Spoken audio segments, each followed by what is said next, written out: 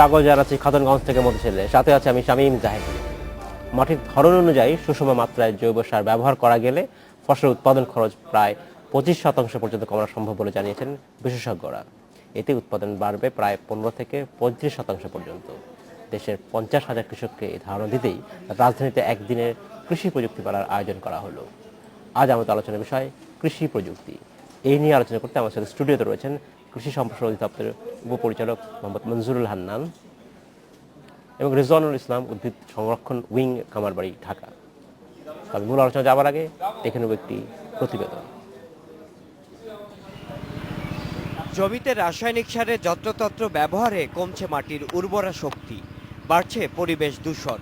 এছাড়া সার আমদানিতে প্রতি বছর সরকারের খরচ প্রায় 6,000 কোটি টাকা। জৈব সারের ব্যবহার বাড়ানো গেলে এই অর্থের অর্ধেকটা সাশ্রয় করা সম্ভব।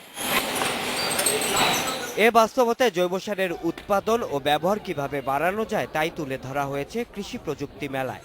উপকূল, পাহাড়ি কিংবা হাওর এলাকায় পাওয়া যায় উপাদান দিয়ে সহজে কিভাবে জৈব সার তৈরি করা যায় তাই দেখানো হয়েছে মেলার বিভিন্ন প্রকল্পে। এছাড়াও অল্প পরিমাণে মাটি ব্যবহার করে সবজি চাষের উদাহরণ আছে এখানে। মাটিতে এত বেশি লবণ যে ওখানে সাধারণত সবজি চাষ হয় না। তো বর্ষার সময় আমরা যেটা করি, কলসের ভিতরে অন্য জায়গা থেকে মিষ্টি পানিটা এনে দিয়ে এই যে এখানে ছিদ্র আছে, ফোটায় ফোটায় পানিটা ওর গোড়ায় এসে পড়ে। তাতে কি হচ্ছে, ওই সবজিটা ঠিকমতো হয়ে যাচ্ছে এবং বাড়ির পুষ্টির চাহিদাটা পূরণ হচ্ছে। বেশি সার দিলে বেশি ফলন হয় না, যে নির্দিষ্ট মাত্রায় সার দিলে শতকরা 25% উৎপাদন খরচ কমে এবং 10 থেকে 15% ফলন বাড়ে। মেলায় স্থান পাওয়া নতুন এসব প্রযুক্তি কৃষকের কাছে তুলে ধরা হবে বলে জানান আয়োজকরা। আমাদের 50,000 কৃষক পরিবারকে যে আধুনিক যে কৃষি প্রযুক্তি, এই কৃষি প্রযুক্তিতে তাদের প্রশিক্ষিত করে দেওয়া এবং সেই সাথে তাদের পুষ্টিকে নিশ্চিত করার জন্য নিশ্চিত করা, এই হলো প্রকল্পের মূল উদ্দেশ্য। দেশের 32টি জেলার 50,000 কৃষক পরিবার এর মাধ্যমে উপকৃত হবে বলেও জানান তিনি। Shaon Hasnat, independent news, Dhaka. দেখলাম প্রতিবেদনটি আমরা। জনাব রিজওয়ানুল ইসলাম এবং জনাব মনজুরুল হান্নান, আপনাদের কাছে স্বাগত জানাচ্ছি এই অনুষ্ঠানে। আপনারা কেমন আছেন? ভালো আছি। জনাব ইসলাম, আমরা আমাদের প্রতিবেদন দেখলাম যেখানে দেখানো হচ্ছে যে কৃষি প্রযুক্তি একটা মেলা হলো। এই মেলার উদ্দেশ্য ছিল হচ্ছে যে কৃষি প্রযুক্তিকে বাংলাদেশে প্রায় 50,000 কৃষকের মাঝে ছড়িয়ে দেওয়ার কথা বলা হচ্ছে সেখানে। এই যে আমরা যেখানে প্রতিবেদন দেখলাম যে সারের প্রয়োগ যদি সঠিক মাত্রায় করা হয় তবে উৎপাদন খরচ কমবে, উৎপাদন পরিমাণও বাড়বে। এই যে একটা ব্যবধান কৃষকদের মাঝে এখন যাচ্ছে না, এই তথ্যগুলো কেন, সমস্যার কোথায় রয়েছে, আমরা কোথায় আছি? দেখেন, কৃষি আসলে প্রতিনিয়ত পরিবর্তনশীল। হ্যাঁ, আগে তো সনাতন পদ্ধতিতে চাষাবাদ হতো। Right right. এখন দিন যত যাচ্ছে আসলে আমাদের কৃষিটা কিন্তু প্রযুক্তি নির্ভর হচ্ছে। এই যে আমাদের প্রযুক্তি নির্ভরতার কারণে কৃষি এখন কিন্তু অনেক গতি ফিরে এসেছে। এটা কিন্তু আমাদের স্বীকার করতেই হবে। আমাদের যখন দেশ স্বাধীন হয় তখন 7.5 কোটি মানুষ ছিল, এখন তো 16.5 কোটির উপর চলে গেছে। তা এখনো দেখেন যে আমাদের কৃষকদের কিন্তু মানুষজনের কাছে খাবার পৌঁছে দেওয়ার দায়িত্ব কিন্তু আমাদের উপরই, আমরা যারা কৃষিবিদ, এটা এবং সরকারের। তা আমরা এই সনাতন পদ্ধতি থেকে আধুনিক পদ্ধতিতে যে আমরা আসছি, এটা কিন্তু আমরা একদিনে আসি নাই। আজকে কৃষি প্রযুক্তিটা হচ্ছে এটা একটা অন্যতম মাধ্যম। আমরা অনেকগুলো মাধ্যম আছে যে যে প্রযুক্তিগুলো আমাদের কৃষকদের মাঝে পরিচিত করার জন্য যতগুলো মাধ্যম আছে, এর মধ্যে এটা একটি মাধ্যম।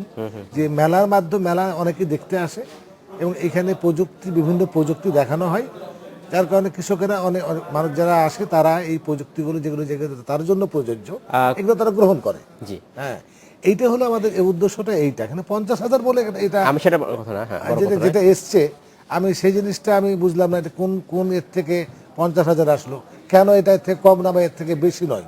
হ্যাঁ, অবশ্যই। হ্যাঁ, কারণ এটা কোনো আসলে সংখ্যা দিয়ে এটা বিচার করা যাবে না। কারণ একই লোক কৃষির পাশাপাশি অন্য কাজও করে।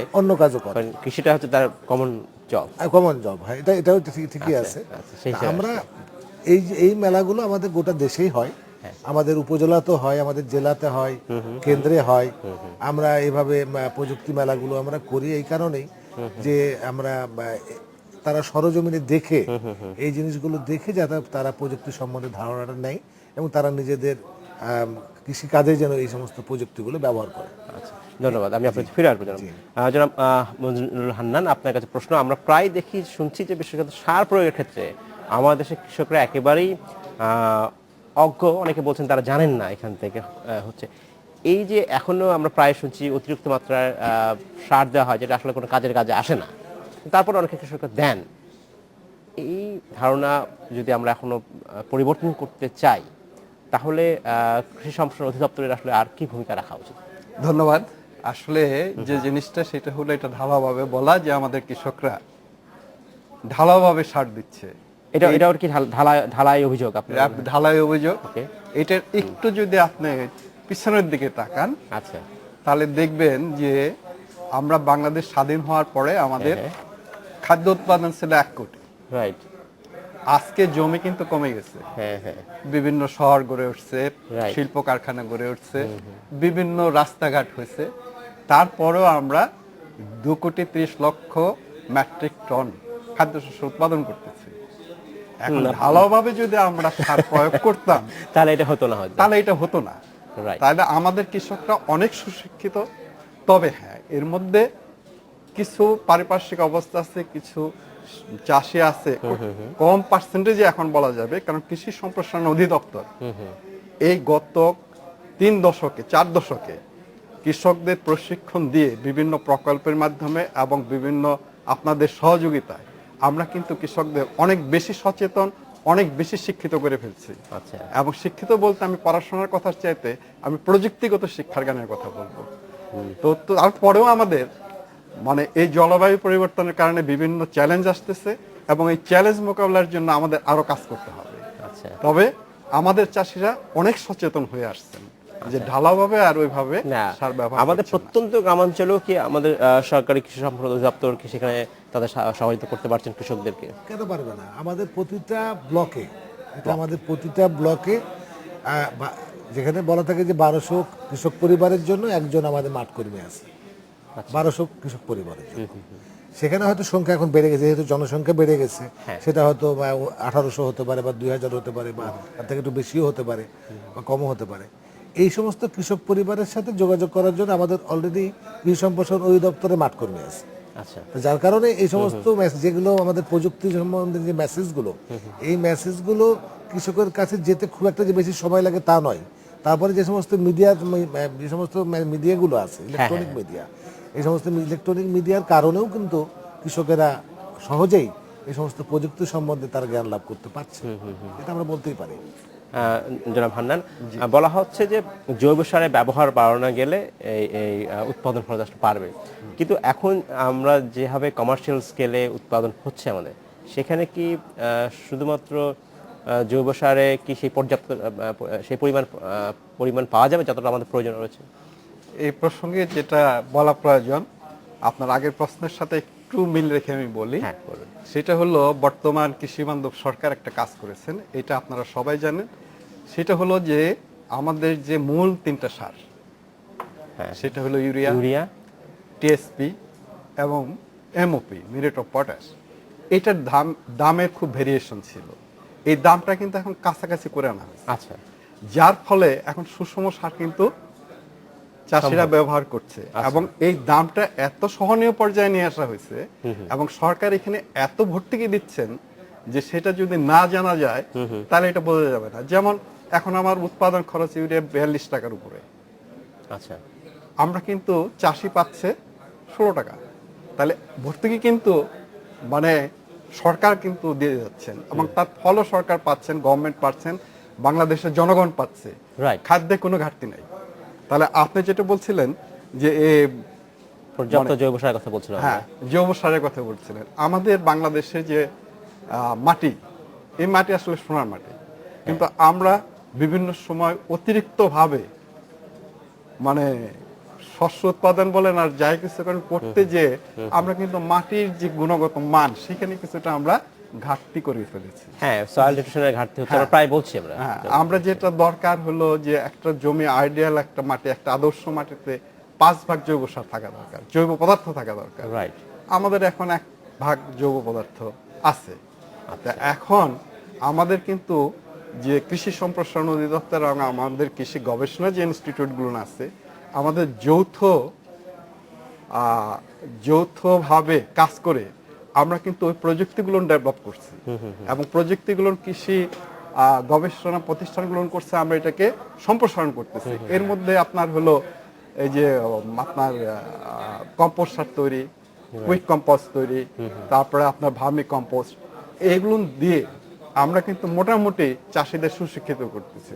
সবুজ সার উৎপাদন এবং কিভাবে করতে হবে এগুলো কিন্তু চাষিদের শেখানো হচ্ছে। এটা কি যথেষ্ট পরিসংখ্যান রয়েছে যে আমাদের কতটুকু সার জৈব এবং কতটুকু অজৈব ব্যবহার হচ্ছে, এই পরিসংখ্যান কি আছে? বা এখানে যে বিষয়টা হলো যে অত্যন্ত সুন্দর একটি যে আমাদের মাটিতে যেটা উনি বলেছেন, আমাদের মঞ্জুর হান্নান সাহেব যেটা বললেন যে 5 ভাগ থাকা দরকার জৈব পদার্থ, সেখানে 1 ভাগ বা তার থেকেও কম এরকম এই যে আছে। এইটাকে আমাদের না বাড়ালে, জৈব সার মানে জীবাণু সার বলতে গেলে, মানে ওই যে ওখানে অনেক ব্যাকটেরিয়া থাকে যারা ওরা কিন্তু খাবার নিতে সাহায্য করে, গাছকে খাবার নিতে সাহায্য করে। যদি ওই নির্ধারিত পরিমাণ যদি জৈব সার না থাকে, আপনি যতই রাসায়নিক সার দেন না কেন কাজে আসবে না, এটা কাজে আসবে না, গাছ এটা নিতে পারবে না। তো এই কারণে আমাদের এটাকে অত্যন্ত গুরুত্ব দিয়ে আমাদের কৃষি সম্প্রসারণ অধিদপ্তর, কৃষি মন্ত্রণালয়ের নির্দেশনা এটা আছে, এবং আমাদের প্রতিটা মাঠ কর্মীকে এটা টার্গেট দেওয়া আছে যে আপনার এই ব্লকে ন্যূনতম এতটা এই কম্পোস্ট ইসলাম, ধন্যবাদ। সময় হলে একটি বিরতিতে যাবার, ফিরতে শীঘ্রই, সাথেই থাকবে। স্বাগত জানাতে সাধন করতে হচ্ছিল আরেকবার। আজ আমরা আলোচনা করছি কৃষি প্রযুক্তি নিয়ে। এই নিয়ে আলোচনা করতে আমার সাথে স্টুডিওতে রয়েছেন কৃষি সম্প্রসারণ অধিদপ্তরের উপপরিচালক মোহাম্মদ মঞ্জুরুল হান্নান এবং রেজাউল ইসলাম, যে উদ্ভিদ সংরক্ষণ উইং, খামারবাড়ি, ঢাকা থেকে এসেছেন। জনাব ইসলাম এবং জনাব হান্নান, আপনাদেরকে স্বাগত জানাচ্ছেন আরেকবার। আমরা আজকে আলোচনা করার সময় যেটা বলছিলাম যে বাংলাদেশের যে কৃষি প্রযুক্তি আছে সেখানে আমরা কোথায় এগিয়ে গেছি। এখন আমরা এর পাশাপাশি আরেকটা আছে কিছু প্রযুক্তির ক্ষেত্রে যখন বলি যে আমরা নতুন জাতের ফসলের কথা বলছি, আমরা ধানের কথা বলছি বা সবজির কথা বলছি, বড় একটা আসছে যেগুলো হচ্ছে এখন যেটা হচ্ছে খরা সহিষ্ণু ফসল বা যেটা অনেক ফসল যেটা বর্ষার সাথে তাল মিলিয়ে চলতে পারে, এই জাতীয় যে গবেষণাগুলো হচ্ছে সেই গবেষণার ক্ষেত্রে আসলে আমরা এখন কোথায় আছি, কি অবস্থায় আছে আমরা? ধন্যবাদ আপনাকে। আসলে গবেষণা তো এটা চলমান প্রক্রিয়া, অবশ্যই। তা আমরা বর্তমান কৃষি মন্ত্রণালয়ের যে নির্দেশনা রয়েছে যে আমাদের তো বাংলাদেশের বিভিন্ন একটা হাওড় এলাকা আছে, খরা এলাকা আছে, তারপরে যে লবণাক্ত এলাকা আছে। তো এই সমস্ত অঞ্চল ভিত্তিক আমাদের যে শস্য, এই উৎপাদনের জন্য ওই উপযোগী জাত বের করার জন্য আমাদেরকে গবেষণা প্রতিষ্ঠানকে বলা হয়েছে, এবং গবেষণা প্রতিষ্ঠানগুলো এই লক্ষ্যে কিন্তু কাজ করে যাচ্ছে। ইতিমধ্যে অনেকগুলো অর্জন কিন্তু তাদের আছে। যেমন লবণাক্ত সহিষ্ণু যে ওই এলাকার যেটা আপনাদের দক্ষিণাঞ্চলে, এখানে বড় মৌসুম আমাদের বিধান 47 আছে, হ্যাঁ, আমাদের বিধান 54 আছে, বিনাধান 8 আছে। এই সমস্ত জাতগুলো কিন্তু ডেভেলপ কিন্তু অলরেডি হয়ে গেছে, এবং এগুলো অনেক কাজ হচ্ছে, যে উপকার পাচ্ছে কৃষকেরা। স্বল্প মেয়াদী জাতের দিকেও আমাদের সরকার গুরুত্ব দিয়েছে, যে যত দিন থাকবে, যদি বেশি দিন মানে ফসল থাকে, যে আবহাওয়াগত দিক দিয়ে ঝড় ঝঞ্ঝা, এই সমস্ত খরা, এই সমস্তগুলোতে একটা এফেক্টেড হতে পারে। এই কারণে স্বল্প জাতের উপর একটা গুরুত্ব দেওয়া হচ্ছে। সে লক্ষ্যেও কিন্তু ধান গবেষণা ইনস্টিটিউট কাজ করছে। বিধান 33, বিধান 39, এই ধরনের জাতগুলো কিন্তু তারা অলরেডি রিলিজ করেছে। আমাদের বন্যা সহিষ্ণু জাতও কিন্তু আমাদের আছে, আমাদের খরা সহনশীল জাতও আছে। যে অঞ্চলে যেটা প্রয়োজন সেইভাবে কিন্তু এটা এইভাবে করা হচ্ছে। আমাদের শুধু জাতের বিষয় না, আসলে আমাদের কিন্তু এখন প্রযুক্তি কৃষকদের কাছে দিতে হবে, এটা একটা জিনিস। আবার পরিবেশ বান্ধব, যেটা নিয়ে গোটা বিশ্ব যেটা নিয়ে কনসার্ন, পরিবেশ বান্ধব কৃষি হতে হবে। এই জন্য আমাদের কিন্তু অনেকগুলো পদক্ষেপ নেওয়া হয়েছে অলরেডি। যেমন ধরেন আমরা বলি যে IPM পদ্ধতিতে চাষাবাদ করতে হবে।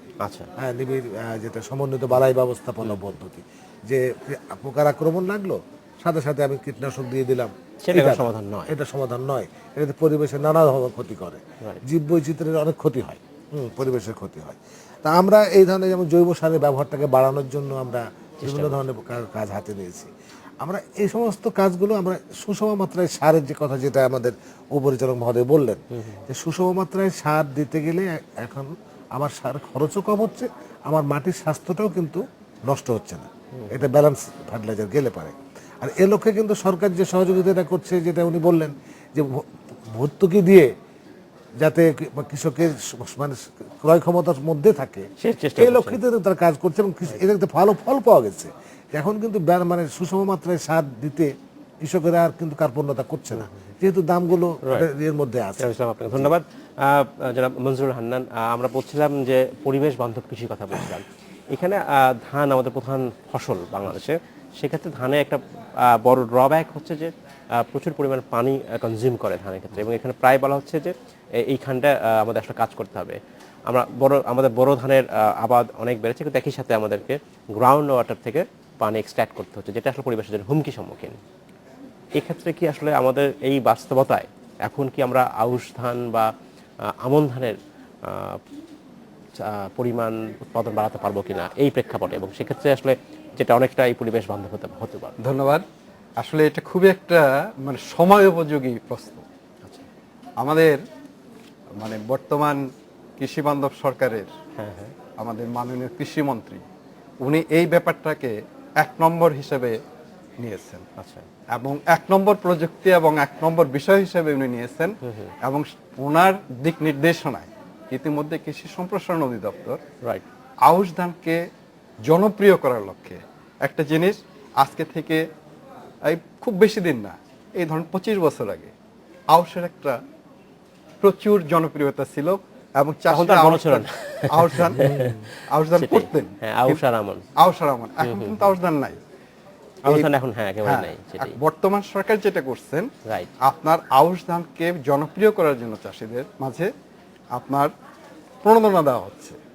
প্রণোদনা দেওয়ার উদ্দেশ্য হলো যে চাষি যেন আউশে ফিরে আসে, চাষি যেন বুঝতে পারে যে তাকে আউশ ধান বললে কম সেচ দিতে হবে, উৎপাদন খরচ কম হবে, কম সেচ দিতে হবে, সময়টা কম লাগবে। বোরোতে যেখানে জমিটা ছাড় দিয়েছিল সেই ছাড়টা এই আউশ ধানে আসলো। আউশ ধানে আসার পরে দেখা গেল যে তার আমাদের যে পরিমাণ ধান উৎপাদন হয় তার তো অর্ধেকই বড়। তাহলে এই বাস্তবতা কি সম্ভব কিনা এটাকে? এই আউশ ধানে যদি আমরা যেমন আমাদের বিড়ি ধান 48 আছে, আচ্ছা, হ্যাঁ খুবই ভালো ধান। বিড়ি ধান 26 আছে, খুবই ভালো ধান। এই ধানগুলো যদি আমরা বৃষ্টি নির্ভর করে যদি বপন করতে পারি এবং সেটা যদি চাষিদের মাঝে জনপ্রিয় করতে পারি, তাহলে বোরোতে যে জমিটুকু আমরা ছাড় দেব ভূগর্ভস্থ পানি ব্যবহার কমানোর জন্য, এদিকে এই ধানটা উৎপাদন হবে, পাশাপাশি ওই সময়টায় শীতকালে আমরা শাকসবজি বেশি পরিমাণে আবাদ করতে পারবো, আলুকে বেশি পরিমাণে আবাদ করতে পারবো। ফলে হবে কি, আমাদের কৃষির একটা নতুন মেরুকরণ হবে। এবং এই প্রচেষ্টাটা কৃষি সম্প্রসারণ অধিদপ্তর সহ আমাদের যে গবেষণা প্রতিষ্ঠান আছে তারা কাজ শুরু করে দিচ্ছেন, এবং অদূর ভবিষ্যতে আমরা এটার ফল পাবো। পাশাপাশি যে জিনিসটা আছে সেই জিনিসটা হলো যে সেচ যাতে কম লাগে, তার জন্য আমাদের একটা সেচ যাতে কম লাগে পানি বড় ধানে, এই জন্য আমাদের একটা প্রোগ্রাম আছে AWD, অর্থাৎ শুকাবেন পানি দেবেন, শুকাবেন পানি দেবেন। এতে করে দেখা যাচ্ছে যে আমাদের পানি কম লাগবে। আরেকটা প্রোগ্রাম আছে আমাদের ফিতা পাইপ দেওয়া,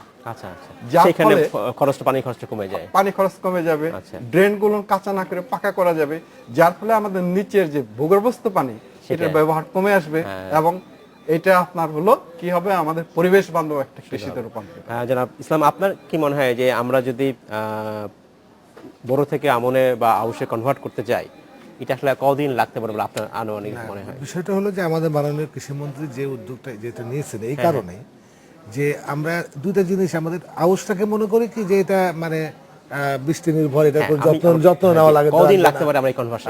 না আমি বলি, আমি যেটা একটু বলতে সময় তো অবশ্যই লাগবে, আমি খুব তাড়াতাড়ি বলছি যে আমাদের আউশে যেহেতু পানি কম লাগে, আরেকটা হলো যে আমরা যদি বোরো ধানের আবাদটাকে যদি একটু কমিয়ে দিয়ে গমের আবাদ যদি বাড়ায় দেই বা ভুট্টার আবাদটা যদি বাড়ে, আবার পক্ষান্তরে আবার আউশে এবং আমনে যদি আমরা বোরোতে যে পরিচর্যাটা নেই, ওই পরিচর্যা যদি আমরা আউশ এবং আমনে নেই। ইসলাম, আপনাকে অসংখ্য ধন্যবাদ। জনাব মনজুরুল হান্নান, আপনাকে অসংখ্য ধন্যবাদ। সময় স্বল্পতার জন্য আজকে আমাদের এখানে শেষ করতে হচ্ছে। আপনাদের সাথে নিশ্চয়ই আমরা আবারও কথা বলবো। জি, ধন্যবাদ।